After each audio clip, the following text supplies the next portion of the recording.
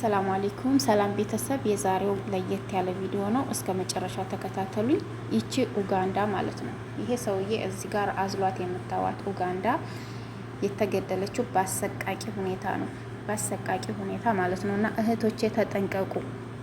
ሸርም ልናደርግ ይገባናል። ለሚመጡ እህት ወንድሞቻችን፣ በተለይ አዳዲስ እህቶቻችን ልንመክራቸው ይገባናል። ቪዲዮ እስከ መጨረሻ ተከታተሉ። ላይክ አድርጉ፣ ሰብስክራይብ አድርጉ፣ ሸርም አድርጉ።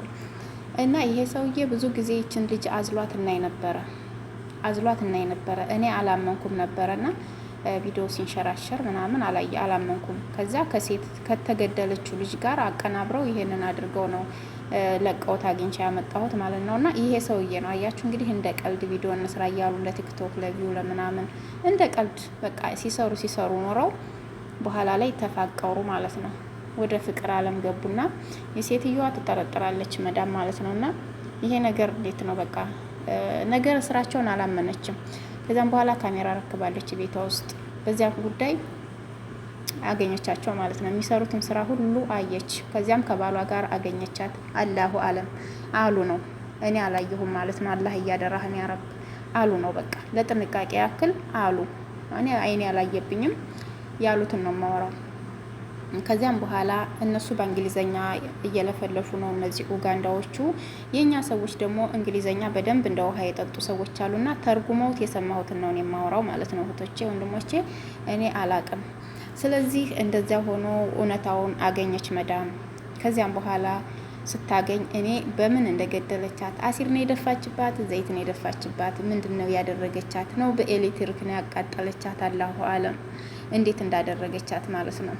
ምኗ ታፈዋ ምኗ አይታችሁ ከሆነ ማለት ነው። እኔ እንጃ እኔ እንዴት እንደተደረገችና እንደተገደለች። በግፍ ነው የተገደለችው። ወላሂ በጣም የሚዘገንን ነው። አላህ ይጠብቀን ነው ከመጥፎ ሰው አላህ ይጠብቀን። እኔ አሁን ላይ ሰው ነው እየፈራህ ያለሁት። አውሬ ወላሂ አውሬ ማለት ነው። ነከሰንም ምንም አደረገን። ድሮ እኔ አውሬ ነበር መፈራው። ለምሳሌ አውሬ፣ እባብ፣ እጅብ ምናምን ነገር እፈራ ነበር። አሁን እነሱን አይደለም የምፈራው። ከምሬ ነው የምላችሁ። ገና በልጅነት የጀምሬ እነዚህን እባቦች፣ ጅብ እንደዚህ የሚባሉ ነገሮችን ነበር የምፈራው። በተለይ ጅብ ማለት ነው። መሸት ታለ አንጠልጥሎ የወሰደኝ ይመስለኝ ነበረ። ሰውን አልፈራም ነበረ። አሁን ግን ሰውን እየፈራሁ ነው በጣም። ሰው ማለት ነው። ሰው ማለት ያልተነበበ መጽሐፍ ማለት ነው። ውስጡ ያልተነበበ መጽሐፍ። አሁን ከላይ ታውት የለም በቃ ምን እንደያዘ አናውቀውም። ሰውም እንደዚያ ነው በቃ ውስጡ ምን እንዳሰበብንና ምን እንደያዘ አናውቀውም። አላህ ይጠብቀን። ዱአ እናድርግ እህቶቼና ይችን ልጅ በግፍ ነው እንደዛ የተደረገችው። ስራዋ ይሁን አልሰራችሁን አላሁ አለም። ዞሮ በድብቅ ካሜራ ተከታትላቸዋል። ባልና ሚስቱ ምን እንደሚያደርጉ አናቅም። እንግዲህ ደርሳባቸው ነው የገደለቻት። ሰውየው ለምን አልገደለችውም ነው እኔ ጨዋታው። ባሏን ለምን አልገደለችውም? ሰራተኛዋን ለምን ገደለቻት ነው። እንደው ለህግ ብታቀርባት፣ ለህግ ከባሌ ጋር እንደዚህ አይቻለሁ ብላ ቪዲዮ ማስረጃውን ይዛ ሄዳ ብትሰጥ፣ ለህግ ብታቀርባት፣ ህግ እንዳደረገ ቢያደርጋት፣ መንግስት እንዳደረገ ቢያደርጋት ብዬ ነው እኔ የተመኘው። ለምን ገደለቻት? ለምን ባሏን አልገደለችውም? ባሏ ነው ጥፋተኛ። እንደውም ሰራተኛዋም ጥፋተኛ ናት በነገራችን ላይ። ግን ባሏም ደግሞ በጣም ባለየ ነው። ወንዶች ባለየ ናቸው። አንዳንድ ሰው ቤት ሄዳችሁ የምትሰሩ ካላችሁ ማለት ነው፣ ኮንትራትን ቤት ወይንም ህገ ወጥ እንደኔ ሆናችሁ እዛም ቤት ስንሄድ ሌላ ነው፣ እዛ ቤት ስንሄድ ሌላ ነው፣ ሌላው ቤት ስንሄድ ሌላ ሰው ነው ያለው። ስለዚህ ባለየ ናቸው። ጥሩ ሰዎችም አሉ፣ አንገታቸውን ደፍተውም የሚሄዱም አሉ። አንዳንድም ደግሞ እንትን የሚሉ አሉ ማለት ነው። እና እህቶቼ ተጠንቀቁ። የመጣ ነው ሰርተን ሊያልፍልን፣ ሰርተን ልንለወጥ፣ ልጅ ካለን ልጆቻችን ላስተምር፣ ቤተሰብ ካለን ቤተሰብ ረድተን ለራሳችን የሚሆን ነገር ልንለወጥ ነው የመጣ ነው እንጂ ወንድ ጠፍቶብን አይደለም የመጣ ነው። ወንድ ነፍ ነው። የሀገራችን ልጅ ዜጋችን የራሳችን ሰው ሞልቷል። ምንም ይሁን ሊስትሮ ጠራጊም ይሁን ምንም ይሁን ብቻ ሌባ አይሁንብን እንጂ ምንም ይሁን ምንም ማለት ነው የራሳችንን ዜጋ ብናገባና ከራሳችን ዜጋ ጋር ብንኖር ይሻለናል። የሰው ሀገር ሰው የሰው ነው። አረቦች ለጊዜው ቢያገቧችሁ ወይንም ለጊዜው ረዳ ቢያደርጓችሁ ለጊዜው ነው። ሴትዮዋ ካገኘቻችሁ ደግሞ አደጋው ከባድ ነው። ዋጋ ትከፍላላችሁ በህይወታችሁ ማለት ነው። እና እኔ ሴቶቹ አያደርጉም አልልም፣ ያደርጋሉ። እኔ ስላየሁ ማለት ነው። ለምሳሌ አንድ ሰው ቤት ሁለት ሆናችሁ የምትሰሩ እንደዚህ ጎረቤታም ጀማአ ቤት ስትሰሩ ምናምን በቃ ስታው ካያቸው በጣም ባለየ ናቸው። እኔ ናይጄሪያ አንድ ቤት ውስጥ እንሰራ ነበር። እኔ ምግብና ጽዳት ሰራለሁ፣ እሷ ሽማግሌ ነው የምትንከባከበው። እሱን ሽንት ቤት ትወስዳለች፣ ታመጣለች፣ ልብሱን ታለብሳለች ምናምን ማለት ነው። ቀናም የምታደርገው ምግብ ሊበላ ሲል መቀመጥ ሲፈልገው ምናምን እሷን የምትንከባከበው እና እነዚህ እንትኖች ደግሞ ጥቁሮች ደግሞ በጣም ባለየ ናቸው ከምነግራችሁ በላይ ማለት ነው። በጣም ባለየ ናቸው። የወንድ ፍላጎት በጣም አላቸው። ወንድ ማሳሳቅ በጣም ይፈልጋሉ ወላሂ።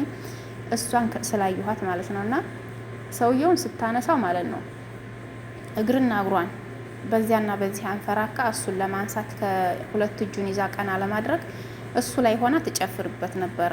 ወላሂ ሀራም ነው። ለምን እንዴት ታደርጊያለሽ ስላት እንጣላለን። ምን አገባሽ ትለኛለች ማለት ነው። እንጣላለን።